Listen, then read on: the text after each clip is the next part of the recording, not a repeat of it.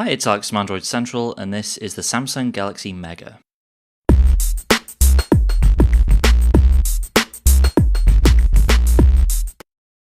The Galaxy Mega is a gigantic 6.3-inch phone from Samsung that sits between traditional smartphones like the Galaxy S4 and traditional tablets like the Galaxy Tab 3 range. For that reason, it looks like what it is, a massive oversized Samsung phone.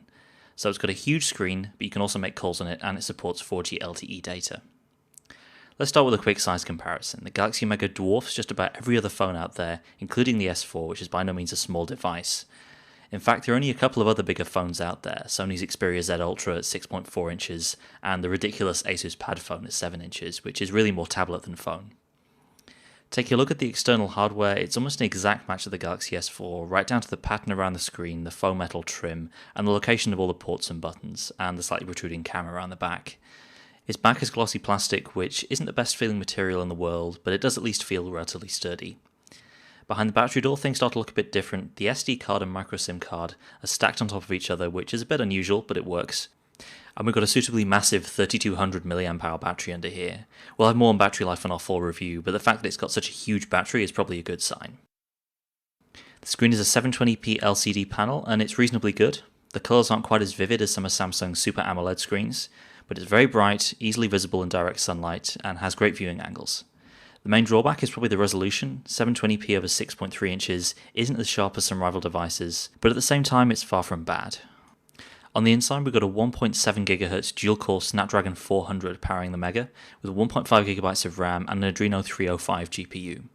That's the same as the Galaxy S4 Mini, and the chip's proven itself again on the Galaxy Mega. It's perfectly capable of delivering smooth performance in the UI and fast app load times. It's also no slouch when it comes to gaming, and of course games are a great way to take advantage of the 6.3-inch screen. But the limited internal storage means that you won't be able to install too many titles, which leads us on to our next point. There's 8 gigs of internal storage, of which only 4.6 or so are actually available. Again, it's another Samsung phone with a small amount of usable internal storage, although at least you've got the option to expand that with a microSD card. Unfortunately though, there's no option to move apps to the SD card in the current Galaxy Mega firmware. On the software side, the Mega runs Android 4.2.2 Jelly Bean and the latest Samsung TouchWiz software, and the feature set is getting pretty familiar by now. You don't get everything from the Galaxy S4, but you do get a lot. All the basic TouchWiz apps, new apps like S-Travel and Group Play. You're missing the air gesture features, but you do get AirView, the hover touch stuff that's included in the GS4.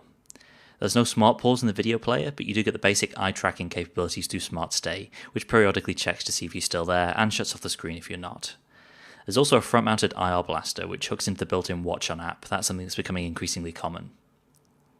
The Mega has an 8-megapixel rear camera that can take some impressive photos. We'd say it about matches the capabilities of the Galaxy S3 or Note 2, and you also get a 1080p video recording. The camera hardware is backed up by Galaxy Camera-inspired camera app, which itself has a ton of shooting modes and various image enhancement features.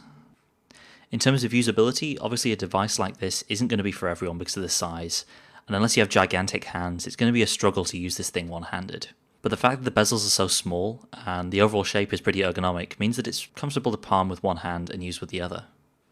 It's more reasonable and certainly more pocketable than something like the PhonePad, and that's actually where I think its strength lies. So if I were to buy a Galaxy Mega, it would be to use as a tiny LTE tablet rather than a giant phone.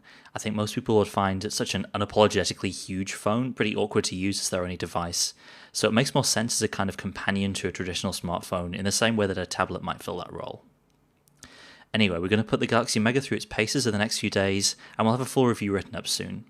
Until then, thanks for watching, and we'll see you next time.